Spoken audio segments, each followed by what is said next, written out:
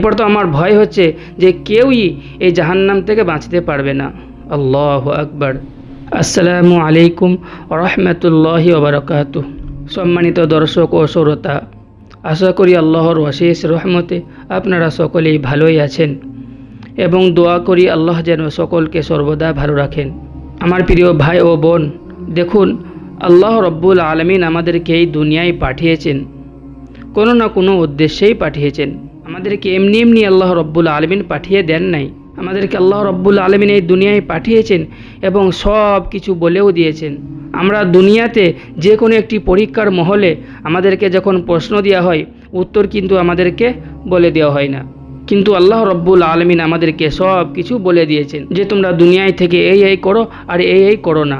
তোমরা নামাজ আদায় করো, নিজের ঈমানকে ঠিক রাখো, হজ করো, হজের সমর্থ হলে হজ করো, জাকাতের সমর্থ হলে জাকাত দাও, রমজানের রোজা রাখো, মানুষের সাথে ভালো ব্যবহার করো, পিতামাতার সাথে ভালো ব্যবহার করো, ইত্যাদি ইত্যাদি। আর তোমরা এই জিনিস থেকে বেঁচে থাকো। সব কিছু আল্লাহ রব্বুল আলামিন আমাদেরকে বলে দিয়েছেন। তো আল্লাহ রব্বুল আলামিন আমাদেরকে কিছু হুকুম দিয়েছেন, যেই হুকুমের মধ্যে আল্লাহ রব্বুল আলামিনের প্রধান হুকুম হলো কি? নামাজ। কিন্তু আজ আজানের পর মসজিদগুলো গিয়ে দেখুন, মসজিদ খালি, শুধুমাত্র জুম্মার দিন মসজিদ ভর্তি। তাহলে কি আল্লাহ রব্বুল আলামিন আমাদেরকে শুধুমাত্র জুম্মার দিনের জন্যই সৃষ্টি করেছেন? আমরা জুম্মার নামাজ পড়বো আর কামিয়াব হয়ে যাব?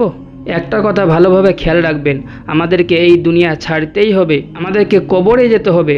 কবরে যাওয়ার পর আমাদের কি অবস্থা হবে, আমরা কি হিসাব দেবো? আমরা বলবো, হে আল্লাহ, আমরা জুম্মার নামাজ পড়েছি? একটি আল্লাহর রসুল সাল্লাল্লাহু আলাইহি ওয়াসাল্লামের হাদিস বলছি, মাথায় ভালোভাবে রেখে দেবেন। আল্লাহ রব্বুল আলামিন সর্বপ্রথম যখন জান্নাতকে সৃষ্টি করলেন, হযরত জিবরিল আলাইহিস সালামকে বললেন, হে জিবরিল, যাও তুমি আমার জান্নাত দেখে এসো। হযরত জিবরিল আলাইহিস সালাম জান্নাত দেখলেন এবং দেখে ফিরে এসে আল্লাহকে বললেন, হে আল্লাহ, আপনার ইজ্জতের কসম, আপনার সম্মানের কসম, যে কেউ এই জান্নাতের বর্ণনা শুনবে সে জান্নাতে যাওয়ার চেষ্টা করবে। এরপর আল্লাহ রব্বুল আলামিন জান্নাতকে আমল দ্বারা, শরীয়তের হুকুম দ্বারা ঘিরে দিলেন। আবার হযরত জিবরিল আলাইহিস সালামকে বললেন, যাও তুমি আবার আমার জান্নাতকে দেখে এসো। হযরত জিবরিল আলাইহিস সালাম আবার জান্নাত দেখতে গেলেন, দেখে ফিরে এসে বললেন, হে আল্লাহ, আপনার সম্মানের কসম, এরপর তো আমার ভয় হচ্ছে কেউ জান্নাতে প্রবেশ করতে পারবে কি না।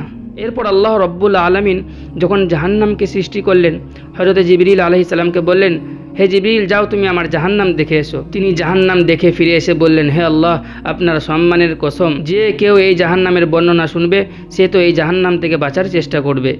এরপর আল্লাহ রব্বুল আলামিন সেই জাহান্নামকে খাহিশ দ্বারা ঘিরে দিলেন। আবার পুনরায় বললেন, যাও তুমি আমার জাহান্নাম দেখে এসো। জিবরিল আলাইহিস সালাম জাহান্নাম দেখে ফিরে এসে বললেন, হে আল্লাহ, আপনার ইজ্জতের কসম, আপনার সম্মানের কসম, এরপর তো আমার ভয় হচ্ছে যে কেউই এই জাহান্নাম থেকে বাঁচতে পারবে না। আল্লাহু আকবার। এরপর আপনি ভাবুন যে আমাদের কি অবস্থা হতে পারে। আজ আমাদের নামাজ নেই, ঈমান ঠিক নেই, আমাদের রোজা নেই, আমাদের আখলাক ঠিক নেই। যদিও কেউ আমরা 5 ওয়াক্ত নামাজ আদায় করছি, তো আমাদের আবার আখলাক ঠিক নেই, আমাদের চরিত্র ঠিক নেই। একজন সাহাবা হুজুর সাল্লাল্লাহু আলাইহি ওয়াসাল্লামকে এসে বললেন, ইয়া রাসূলুল্লাহ, একজন মহিলা, তিনি নামাজ রোজা, তিনি দিনে রোজা এবং রাতে তাহাজ্জুদ, সর্বদা তিনি আল্লাহর ইবাদত করেন, কিন্তু তার জুবান খুব কঠিন, তার ব্যবহার খুব খারাপ। তখন হুজুর সাল্লাল্লাহু আলাইহি ওয়াসাল্লাম বললেন, সে জাহান্নামী। আল্লাহু আকবার। আর একজন সাহাবা জিজ্ঞাসা করলেন, ইয়া রাসূলুল্লাহ, একজন মহিলা শুধুমাত্র 5 ওয়াক্ত নামাজ পাবন্দির সাথে পড়ে আর অন্যান্য আমল তেমন কিছু তার নেই, কিন্তু তার জুবান খুব মিষ্টি, তার ব্যবহার খুব মিষ্টি। আল্লাহ রসুল সাল্লাল্লাহু আলাইহি ওয়াসাল্লাম বললেন, সে জান্নাতি। সুবহানাল্লাহ।